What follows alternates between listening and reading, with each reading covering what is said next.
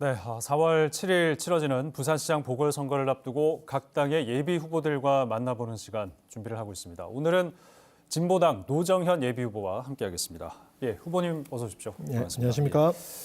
이력을 좀 봤더니 2014년 지방선거에 연제구 구의원으로 이제 정치를 시작하셨고 또 재선을 하셨던데 이후에 좀 어떤 활동을 하시다가 이렇게 부산시장에 뛰어들게 되셨는지 얘기를 좀 해주시죠. 2018년 선거 이후에 진보당 부산광역시당 위원장을 맡아서 적폐청산과 사회대개혁을 요구하는 시민들의 열망, 응답을 하겠다는 생각으로 이번에 그 선거에 출마를 하게 되었습니다. 네, 출마를 결정하신 결정적인 계기가 있습니다. 부산항 미군 세균 실험실 폐쇄 문제입니다. 1g으로 100만 명을 살상할 수 있는 위험한 독소로 미군이 세균 실험을 계속해왔다는 사실이 모두 밝혀졌고 그리고 미군도 인정을 했습니다. 그런데 이 문제에 대해서 정부나 부산시 어떤 정치인도 책임 있게 나서지 않았습니다. 시민들께서 참다 못해서 이 문제 세균 실험실 폐쇄 주민투표로 결정하자고 20만 명에 가까운 시민들께서 서명에 참여해 주셨습니다. 이 서명 용지가 지금 시청 로비 바닥에, 이 차디찬 바닥에 그대로 놓여 있습니다. 부산시에서 이 문제는 자신이 책임질 문제가 아니다라고 답하고 있기 때문인데요. 이렇게 명명백백하게 밝혀진 문제에 대해서도 눈치 보고 외면하고 있는 이 보수 정치로는 이 문제를 해결할 수 없다. 그래서 진보당이 이 문제 끝까지 시민들과 함께 해결해야 되겠다. 그리고 부산시장의 첫 번째 가는 책무가 바로 시민의 생명과 안전을 책임지는 것이라고 생각하기 때문에 출마를 결심하게 됐습니다. 그렇군요. 그러니까 부산항 미군 세균 실험실 폐쇄 그 큰 목적을 달성하기 위해서 보궐선거에 뛰어드신 건데, 근데 이제 거대 양당의 존재감이 굉장히 큽니다. 그리고 워낙 뭐 예비 후보들도 많다 보니까 주목도를 좀 못 받고 있는 부분도 있을 것 같은데 어떤 전략으로 선거 운동을 하고 계신지 얘기를 좀 해주시면. 여야 대진표가 짜지고 나면 가파르게 인지도와 지지도가 상승할 것으로 보고 있습니다.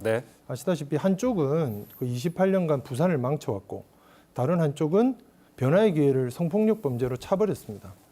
누가 더 염치가 없는지 도찐 개찐 따지는 선거에 시민들께서 투표할 마음 안 생긴다 이렇게 말씀하시는데요. 대안을 찾고 계신 우리 시민들께서 진보당과 노정현을 3자 구도 안에 올려놓으실 거라 이렇게 믿고 있습니다. 그리고 저희 선거 전략은 지금 선거에서 공황 이야기밖에 없습니다. 저는 사람 이야기로 꽉 채운 선거를 해보려고 합니다.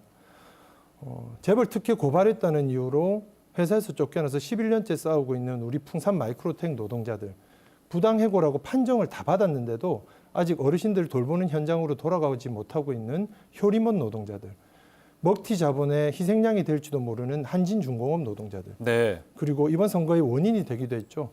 권력형 성범죄, 지긋지긋한 성차별을 어떻게 해소할 것이냐고 엄중하게 꾸짖고 있는 우리 여성들, 코로나로 더 힘들어진 장애인, 청년들의 목소리를 이번 선거의 쟁점으로 만들어 나가겠습니다. 어떤 뭐 가덕신공항을 어떤 기준으로 삼아서 큰 어떤 공약보다는 사람들에게 좀 더 집중하겠다. 근데 가덕신공항에 대한 그럼 입장은 어떤 상황입니까 지금? 사실 이 가덕신공항 문제는 차분히 논의해야 될 문제인데 선거를 만나면서 지나치게 선심성으로 과열되고 있다고 생각합니다. 최근에는 한일 해저터널 발언까지 나왔는데요. 저는 이 정책 발표를 들으면서 영화 타짜의 한 장면이 떠올랐습니다. 묻고 떠블러 가. 결국 몽땅 다 잃었죠. 지금 부산이 해양 관문도시라고 하는 입지를 가지고 있는데 이걸 모두 일본에 떠넘겨 주겠다는 이런 발상까지 등장할 정도로 지나치게 과열돼 있다. 이 자리를 빌어서 좀 자제를 당부드리고요. 정부의 김해공항 확장이 어렵다는 발표에서 코로나19 변수는 빠져 있었습니다. 시민들께서도 반신반의하는 이유가 그것 때문인데요. 코로나19를 극복한다 하더라도 앞으로 더 큰 대유행이, 더 큰 전염병이 또 도래할 것이라고 하는 전문가들의 예견이 있습니다.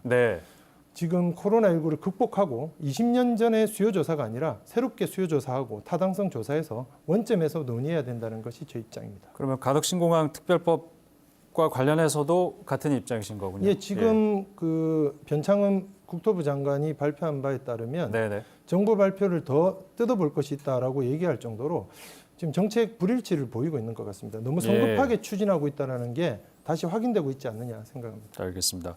그러면 노 후보께서 가장 역점을 두고 있는 공약, 아까 얘기하셨듯이 미군 세균 실험실 폐쇄 이겁니까?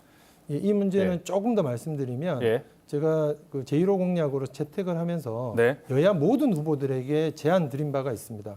공동 공약으로 채택하고 함께 대응하자.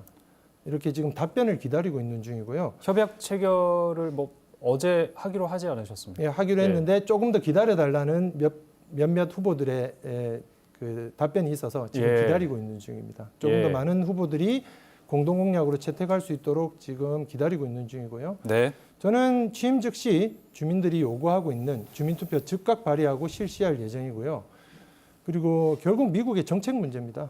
조 바이든 신임 대통령이 이 위험한 생화학 프로젝트 포기할 수 있도록 340만 부산 시민을 대표하는 사람으로서 할 수 있는 모든 노력을 다하겠다는 약속을 드리고요.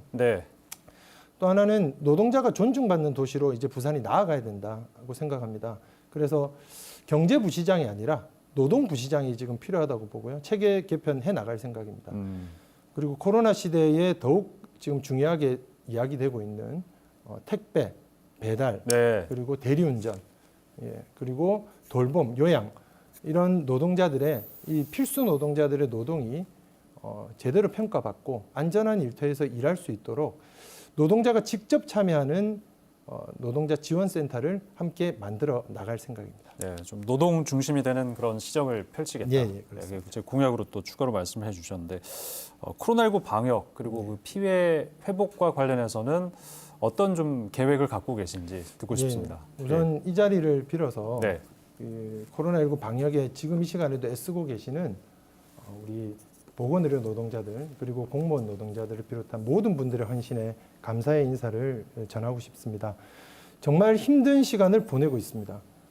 특히 우리 부산경제의 허리를 담당하셨던 소상공인 분들께서 더 이상 견딜 수가 없다고 통곡하고 계십니다.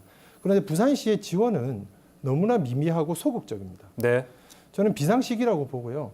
이러한 때는 예산의 규모에 맞춰서 지원을 하는 방식이 아니라 피해의 규모, 고통의 크기에 맞게 전폭적으로 지원을 해야 된다고 생각합니다. 그래서 경기 활성화를 함께 실현할 수 있는 전시민 재난지원금 10만 원 편성을 이미 제안드린 바가 있고 시장 취임 즉시 편성해서 지원할 생각이고요.